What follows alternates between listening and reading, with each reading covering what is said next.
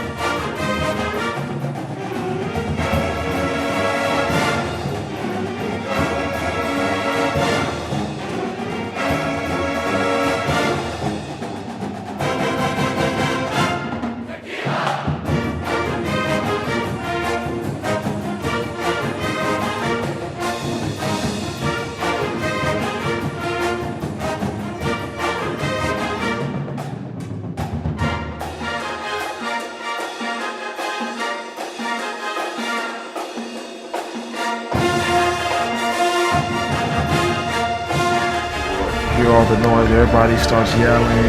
Crowd gets louder and louder. We start jumping up and down. And the smoke goes. Then that's when you know it's time to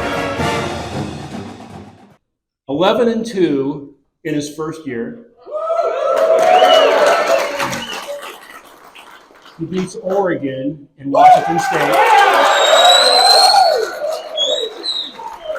And he's the first football coach in UW history in his first year to win a bowl game. All right. So we are excited to hear what the future holds for UW Husky football. Please help me welcome head coach Coach DeBoer.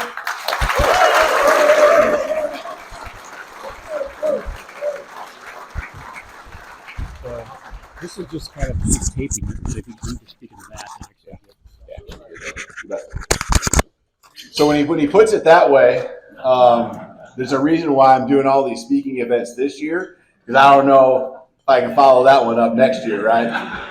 Oh, heck, we're going to do it. So, yeah, we're going to make it happen. We're going to make it happen. So it's great to be here, and it is a lot of fun celebrating the season we had, but doing it with so many just people that just love the Huskies, and obviously, I know where the loyalty is in this room, but, going across the different areas of the city of Seattle, and it's just it's probably been one of the biggest things that when people ask, like, what are you surprised about? And I should be surprised, but I never was really up in this area. I've been here one other time. It was 2017. I'm the offense coordinator at Fresno State, and we got our butt kicked, okay? And all I know is Vita Vea and I think Greg Gaines and those guys, it was like an unfair, like rush 3, drop 8, like that was a lot of fun, so and so you put in these, you guys football-wise, you put in the screen game because you got to get rid of it quick, right? Well, you want that when the pass rush is in your face. Well, the pass rush was in our face because of those guys, but there was 8 guys dropping into coverage that all just kind of rallied to the ball and made it no big deal when we threw it. So, but that was the only experience I had being here, and heard so many great things, and got a lot of actually got some staff members. 3 in particular that played for Coach Pete at Boise State, worked with him there, heard so much, even though I'd never met him.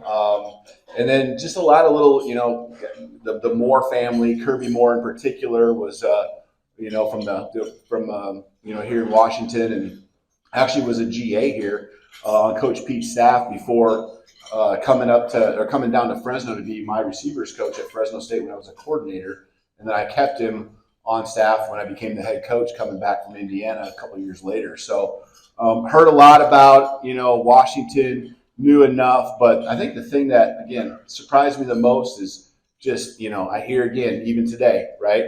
Season ticket holders since you name the date. And I mean, it goes way back, and it's so awesome. There's so much pride. There's so much just, that are up in working in and around the football offices. But they feel the love. They love the energy. This is a special place to be. And when you go 11-2, okay, people realize what type of coaches you have on your staff. I'm not talking about 1 or 2 or 3. I'm talking about the entire staff. And we have an amazing staff, and You know, you name the top, level FBS program. You name the top. You name the NFL teams. They've been seeking out our coaches, and because of the way we've been accepted and how much fun we're having being here, it's a piece that just adds to them wanting to stay, and appreciate that. Our players, transfer portal, I'm sure will be a question. I'll open it up, right? I know the questions. I've been doing this now long. NIL, transfer portal, a couple others along the way. But when you look at it and you think about, I'll go back to last season a little bit here at some point too, but December, right? And Michael Penix, and I don't know if you guys heard about him, but he's a pretty special guy, and had just an amazing season, led the country in passing, not by like a couple yards, by like 40 per game. And he makes the decision to come back, and then about 6 or 7 others roughly that would be part of this draft this year, right now as we speak, this weekend. Those guys deciding that probably about 3 or 4 things, right? That they love their experience here at UW, and this is a special time of their life. Okay. A second thing would be them seeing that the development that they can get as a football player here in our program with the coaching they're getting, just the growth that is happening on and off the field. NIL, helps bridge the gap there. Okay, and then some unfinished business. Some things that they just, not that it didn't sit right last year, because last year was an amazing time. Okay, but just like some potential that they see that we still got to tap into this fall. And so, really probably 4 big things that I just mentioned where these guys come, and the thing that brings it all together once again is you all, the city of Seattle, the experience, the love we're feeling. It's a lot of fun. So I appreciate you all for that. It was a special year. You don't know what you got. I kind of looking in the spring last year and feeling like, man, I think we're talented. I look at our offensive line in winter workouts, and we're watching, and we're like, man, these guys, they can move. Watching the film and going back, and hey, they're physical. And so just kind of going through the spring, and the spring wasn't perfect. I mean, we got sacked a million. We gave up 7 sacks, and that's the big story from the offensive line last fall. I think we gave up 59 to the defense in fall camp. Or I'm sorry, in spring ball a year ago. And we're like, hey, we got to adjust. We got to max protect a little bit more. We got to think about our screen game. And as the year goes on, as fall camp goes on, you can just see it gelling and coming together. And when Michael was named the starting quarterback in the middle of August there, I think, okay, here we go. We got our quarterback. And I think then all of a sudden, after that first game, it's like, oh, this kid's different. In the second game, and then we get to the Michigan State game. And when he comes out and he's making these throws where he's sprinting out to his right, throwing across his body because he's left-handed, and dropping, balls 40, 45 yards down the field.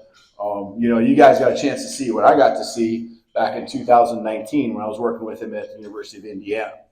And just a special talent. But the thing, just talking to the tables and talking to many of you guys that ask, he's a special person. And that's what makes it so enjoyable. That's what makes getting up here and talking about him so easy. And it makes it fun. It makes it enjoyable. And, that his teammates love him because he's not this, beating his chest type of guy. Naturally, he gets a lot of notoriety as well. But, man, he's the first one to spend, the full 45 plus minutes that we're telling fans after the spring game have, and he's sprinting up in the tunnel to do his press conference and sprinting right back down and doing special things on the side just to make special moments for people who, give so much to make his experience special as well. So can't wait for what he's doing right now. He just doesn't have 2 weeks to get ready for the first game. He's got all off season along with our team. As I said, pretty much everyone coming back.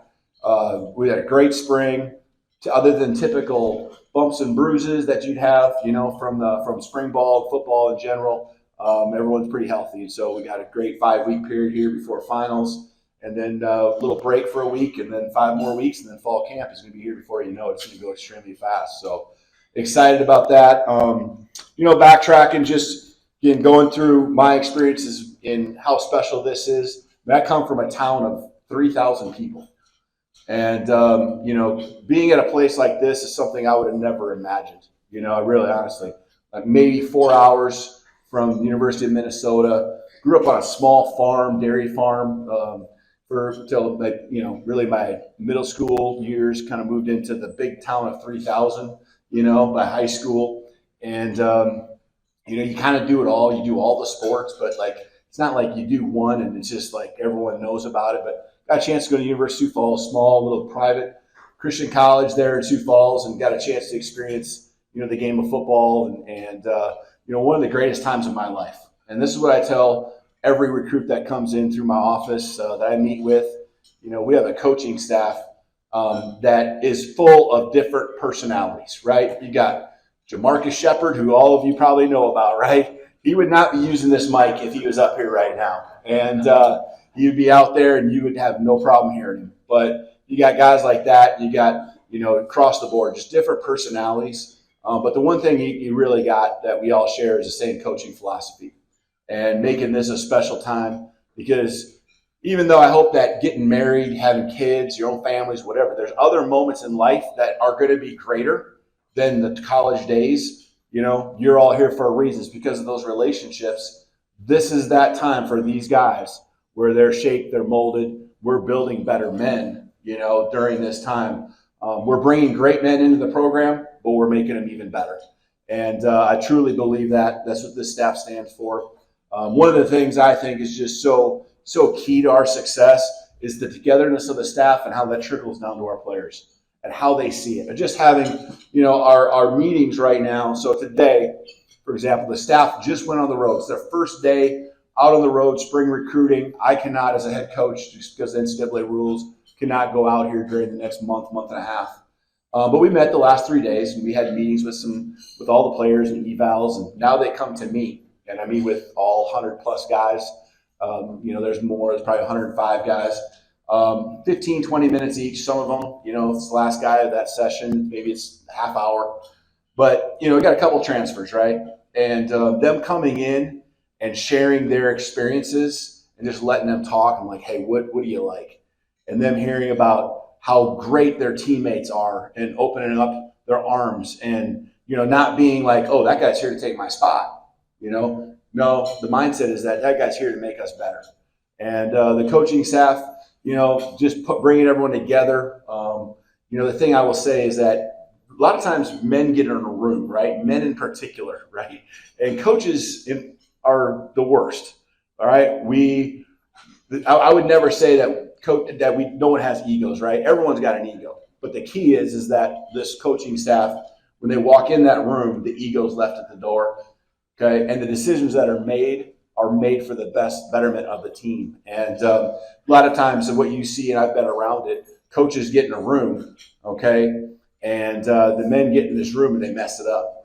They really do. And I'm so proud of the way these guys just every single day mesh and come together, come with solutions. And it's just made it so enjoyable. I love going to work every single morning.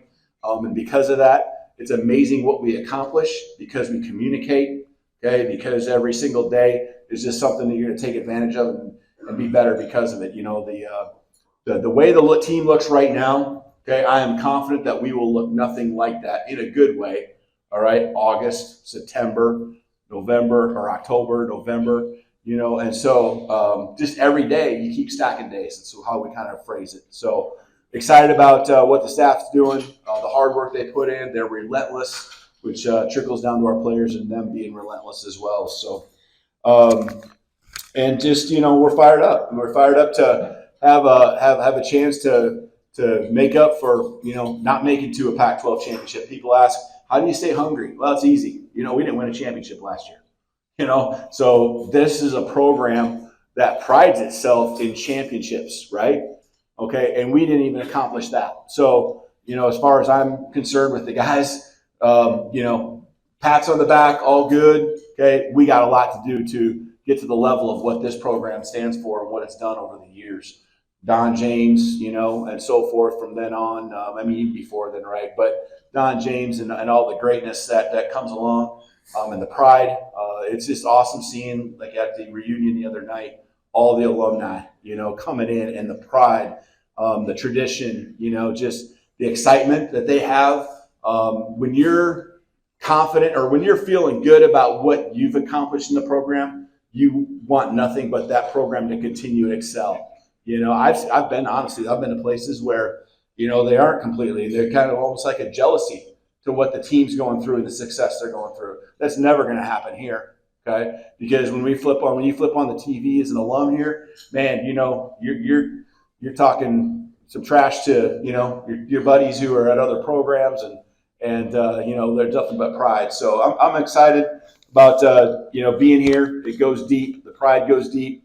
And, you know, just, you know, here we are. I mean, just a couple months away. It goes so fast. So, I don't know. I like at these type of events, especially this second year, now that you kind of know my past. I like to open it up because I always find that we can go on forever, making sure we answer the questions you guys have. So I already see a hand, so let's roll. Let's go. A couple things, Coach. Thank you first off for coming tonight. It really means a lot to us.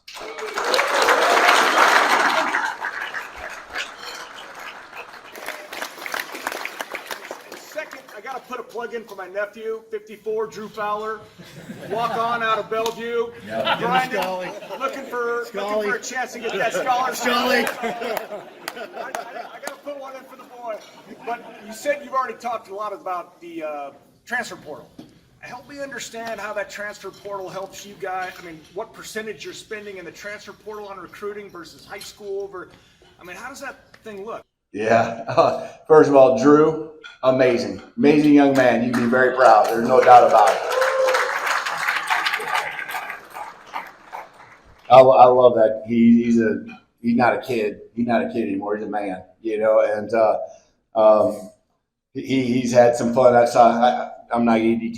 He planted a guy one day in practice this spring, and it got aroused from the whole team. It was during special teams, and so you know, he's doing a great job. Super proud of him. You should be as well. But the portal, I always like to say this isn't true, but I mean, literally someone in our office is sitting here hitting refresh every 15 seconds, right? That's not happening. Okay. But it's a crazy time we're in right now, you know, and, you know, from our standpoint, we feel like for the most part, you know, the portal to us is going to be, you know, like it was a year ago, where when there is a major need, you know, where like there's a gap, you know, a year ago, the running back room was definitely in question, like not because of the talent but because of injuries and us being told, hey, these guys more than likely may even have their careers done, you know, and it worked out to where a lot of them were able to come back and play, and their careers weren't over. But, you know, that was an area we addressed. Wayne Talapapa, you know, and we were finding the right guys. Wayne Talapapa, University of Virginia, team captain, okay, coming back to the West Coast where really he's from, kind of this more, you know, more on this side of the country. And, you know, just what he brought in 1 month led him to be voted as a team captain here in our program. You know, Cam Bright, the linebacker from Pitt, okay, team captain at Pitt. He was here for the spring, came in mid-March, okay, voted a team captain in August. And Michael Penix come in, voted team captain, you know. And so we just want to bring in great football players, but we want to bring in what we know it takes in our culture, and that's great people. And so we're very careful. You know, we brought in, I think it was 9, I don't even know the exact number, but it was 9 to 11, somewhere in there, you know, guys that came in and helped us. And this year we're right at 7, you know, 7 to 8 will probably be where we're at. We still have a spot or maybe 2, you know, a couple spots that we could work into the portal if the right guys come up, you know.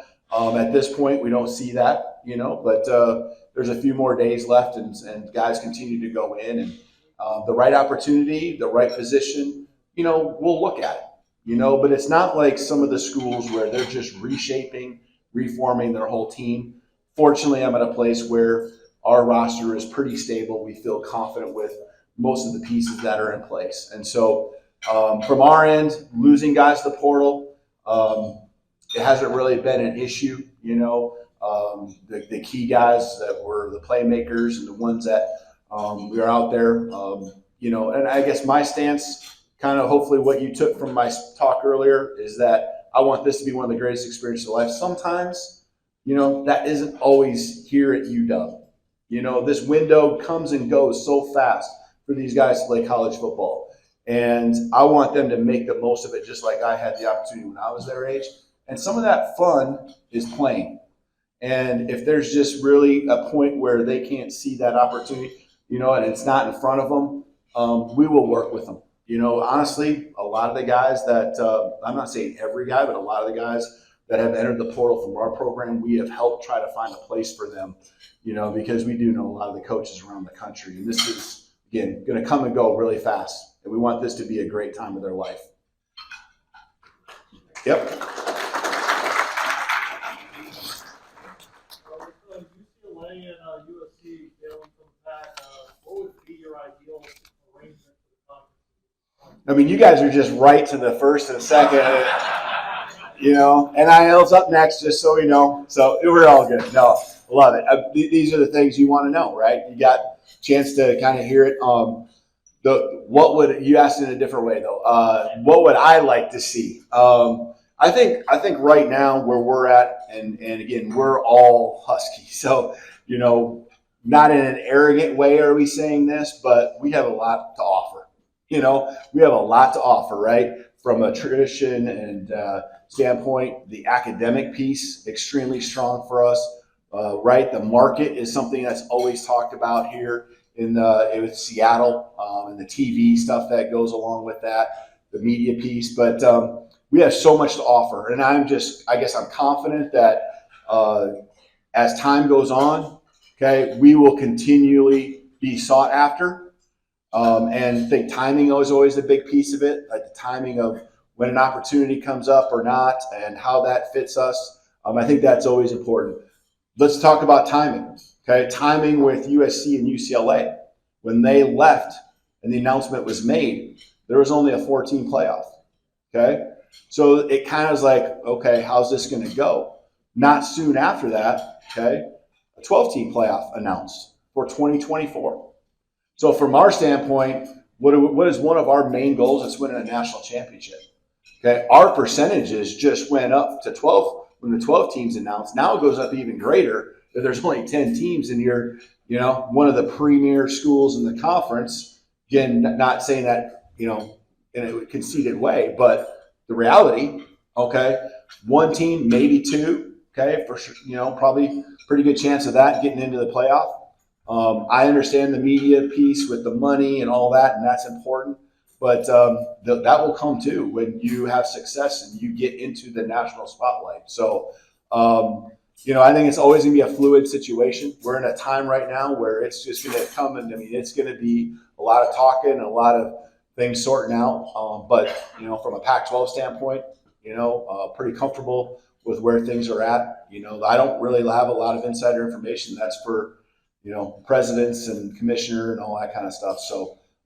We are getting asked the question a little bit more now on the recruiting trail here with the 2024 class, just a little bit more. But I think the way I just answered it to you and then some more as we discussed with families, recruits, I think they feel good about it as well. So can't say every single one because I know a lot of our area is California that we recruit, okay? And so, what they're hearing down there is going to be that side of the story. And so we just got to build that trust, build that confidence that, we have, what's highly sought after here at UW. Yeah. I'm going to go off script. Okay, so NIL. No. Oh, my bad. I'm going to go off script. This is an NIL. First of all, I want to say thank you, Brian. Thank you for being My here. pleasure. It's a great season. Congratulations. Looking forward to the next one. But with the recent change in the first down clock, how does that change as a coach? Yep. How do you look at the game now? How do you game plan? Does that impact how you look and coach offensively and defensively? Because you guys gotta have things going on Sure. all the time. So how does that Yeah, there's a new rule, and it's what he's alluding to. There's a new rule that was just passed. They want to see the games move along a little bit quicker, not get dragged on. So the new rule says that a first down happens, and in college, you know how the clock stops until they don't necessarily always have the chain set by the time they blow the whistle to start the game clock, but they are not going to stop that game clock unless there's less than 2 minutes to go in each half, which will move the game along quicker. I've done some estimates, probably at least one possession, probably less per game offensively, probably 2 to 3 over the course of the game. When you're the better team, you want the game to go on as long as possible, right? I mean, it gives you the most times, most chances, and most opportunities if you start slow. So what are we addressing? We're stressing starting fast. We already do that. It's part of our what we call our pyramid, our Husky pyramid. And in there it says start fast, middle 8, finish strong. Well, finish strong makes sense, right? Okay, middle 8 is the last 4 minutes of the first half, the first 4 minutes of the second. Big momentum swings going in the locker room, coming out, and then of course starting fast. And over the last 6 years, 85% to 86% of the games where the team that was leading at halftime, okay, or the team that was leading at halftime won. So we stress that every single day in practice. And so it's an important piece to what we already do offensively. It will impact because as much as people look at our offense and we do throw the ball down the field and explosive and all that, we have a lot of first downs. We are very efficient. We do a lot of shifting and motioning. We work together as an offense and defense collectively to win football games. So we usually win the time of possession, and that will actually lead to something probably where we even lead the time of possession even more because of the first downs the clock has stopped in the past, and it will not this year. So it will have an impact on our games for sure, you know. And I'm bummed. I wish that we had more snaps to play, especially being an offensive guy, right, and confidence in what we do, and especially with the team we have this year. A lot of offensive talent coming back, but it's certainly a rule that is coming into play. It will be interesting. They're not allowing us to call timeouts back to back, so icing the kicker, you know, once is all you can do. They just don't want those games and those times, those periods right there to drag on. Yep.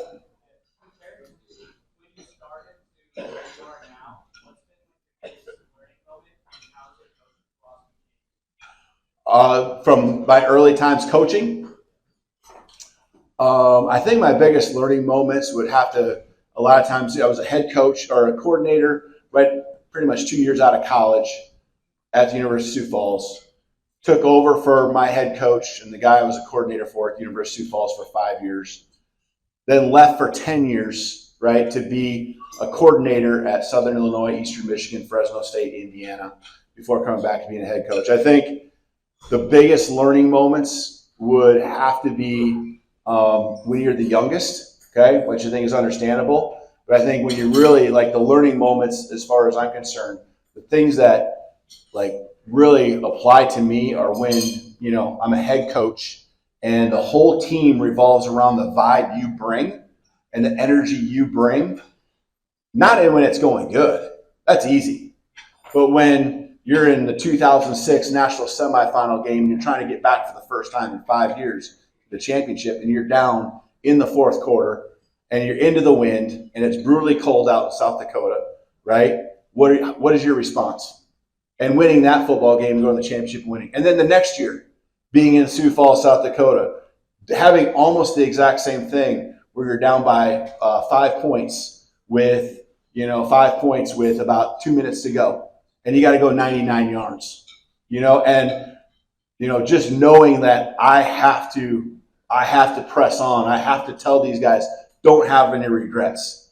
And when you see those come to fruition, all right, those are the ones, I don't know if they're learning moments, but they're ones that reinforce how important, okay, your leadership is, especially in those tough times. And, you know, I would say the biggest piece that I've just been fortunate to have with my journey isn't just one specific learning moment, but it's a collective of 10 years being under amazing assistants. Chris Creighton, who's the head coach at Eastern Michigan, okay, was a Roosevelt High School grad here.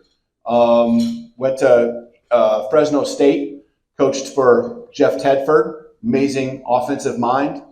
Went to Tom Allen at Indiana, who Chris and Tom are very similar in how they are so convicted as head coaches and who they are as people and how they want their team to look and act and feel. And so those 10 years right there, just taking and soaking it all in and adding to my philosophy because it fit and it jived. To me, that's like 10 years of just gold right there that helped add to the point where I feel confident going to Fresno State and coming here to where I know what my philosophy is. I know the people I want surrounding me and know what I want that to look like from even off the field perspective. So, yeah. One more question. I just got a question. Thanks, Coach, for being here. Recruiting, especially not being from the state here, how important is it for you to get relationships? How is it doing getting relationships with our high schools here in the state of Wyoming? Yep. No, it's good. Good. And thank you. It's great to be here. So if you look at our staff, a lot of Midwest guys, a lot of guys that have recruited even into Florida, Texas, over the years, right? I mean, probably 7 or 8 of the 10 coaches are guys that I worked with. We have over, I'd written it down, I think we have over 170 years of Division I experience across the coaching staff. We have 18 years of head coaching experience. I'm not the only one that's been a head coach at the college level on the staff. And we have over 80 years of coordinating experience.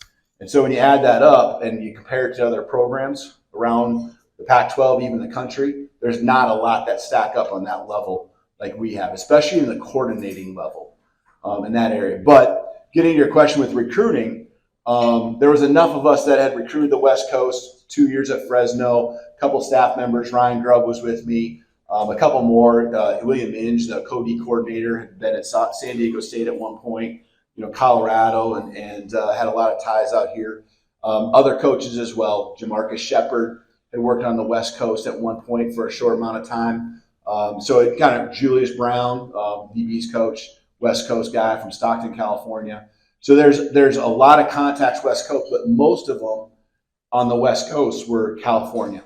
Okay, and if you look, and that works well because the best years in UW football history had primarily their players coming from Washington and California. Okay, I mean, we went and through, and Courtney Morgan, our director of player personnel, I mean, he broke down by record how many guys in each state, in each area, to know just like, hey, this is probably where these guys' sons might be even at. This is where the coaches that have continued to funnel the best players to UW are at. And so the California thing was easy. California piece, I mean, we knew up and down the state pretty much every coach. Very few deep relationships. Some relationships, but not the deep ones here in Washington. And that's been great. We've made a priority. I think our coaches feel that we're making it a priority from last year, where you're hosting clinics, you're going to clinics, you're making sure you're getting in all the schools. Right now, we have every single coach on the staff has some area of Washington. Guys are flying over to Spokane yesterday, and just all around. I mean, up north today, around the city, kind of working their way. And I think the coaches appreciate that, and it takes time, right? Even when you have success, it takes time to still turn your kid that you've worked with for how many years over to a group of coaches and people that you trust that know they're going to get taken care of, And so I feel good about the direction it's going. I know we're very sincere and genuine about, doing the best we can. I think it's harder to, people always say build a fence around the state. I think those times in any state are honestly harder, the times of, being able to get film, and only doing it by DVD and VHS, those are long gone. You can click a button on a computer and get a film popped up on your screen on the other side of the country in a second, and so people have access much quicker, and guys now, and the formulation of 7-on-7 teams, and the way they take these tours all over the country, they're seeing a lot more as well. And so it's certainly important for us to build those relationships, and we know that I'm confident they're going to pay off. So, but we're good. I appreciate you guys. It's great to be here. Go Dogs.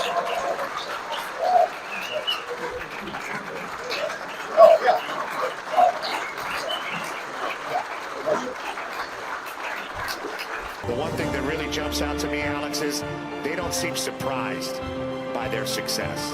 They feel like they expect to be doing this.